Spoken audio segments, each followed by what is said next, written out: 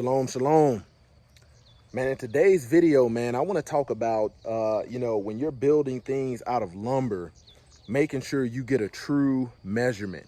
Because if you don't, man, it can throw off your project and you can have a lot of wasted material. Let's talk about it.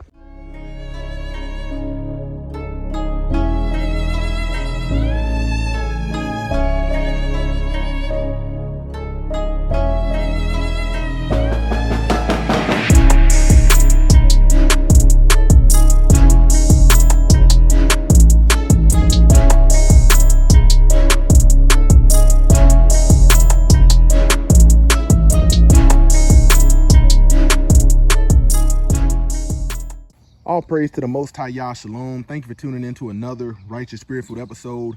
Today I'm back at it in them trenches handling that kingdom business. Man, I'm up here cutting some boards, man, for some raised beds. And man, I was in the habit of measuring my boards, and I thought about, man, I said, man, I once always didn't measure the true length of my boards. And I can't tell you enough how many projects that I've done to where early on your measurements was off because you didn't have a true measurement. And what am I talking about?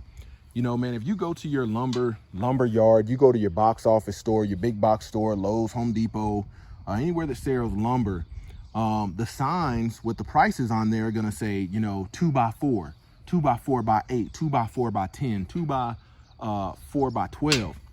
But man, if you don't measure it, you're never going to have, you're going to be using, building walls and different projects, and you're going to wonder why this stuff is not coming out plumb. When you are putting bracing between wall studs, whether they be 12 inches on center, 16 inches on center, you might be saying, okay, I'm gonna have a 6 foot wall. Okay. Like a 6 foot wall, you got the length.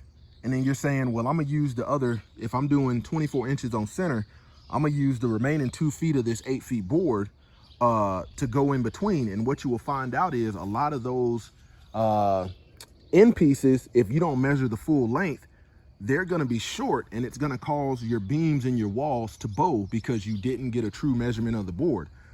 And here's a good example right here. So right here, I've got this 2x10 by 8 foot board. And I'm measuring the true measurement, and check this out. Look at this. This board is not 8 feet. Imagine if you were cutting 100 boards like that, and somebody had to come behind you and check your work, and they were paying you a pretty penny for your work and expecting it to be accurate. Imagine if the architect that was, giving you the plans, the blueprints, was saying, hey, this thing needs to be 8 feet to be structurally sound or whatever. You didn't cut 100 boards that's 1/4 of an inch off. And that's a good example of it. I got it pulled tight down from the bottom. And here we are with a board that's 7 feet and 95 inches and 3/4. And that ain't gonna work. So that's why you must measure your boards. Like what I'm doing here is not that it's not going to affect it that bad because it doesn't need to be plumb. These are raised beds. But if I was building a wall and I was going to be using the excess, which according to the sign, if you got an 8 foot board, should be doggone 2 feet. All of these boards are not true. Man, these boards can be as much as 3/4 of an inch, a 1/2 inch, 1/4 of an inch, 1/8 of an inch off. And that makes all the difference when you're trying to make something plumb, when you're trying to make something true and square. But for this project, like if I get down here and measure these boards that come from 8 foot boards, you'll realize very quickly that this stuff is not plumb. Let me mark this last board real quick. Let me mark this one. Hold tight. And I'll come back and show you down here that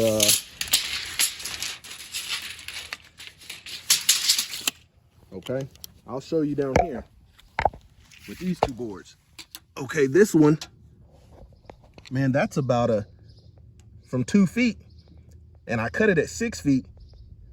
Man, that's a good 1/4 of an inch off. Let's check this one out.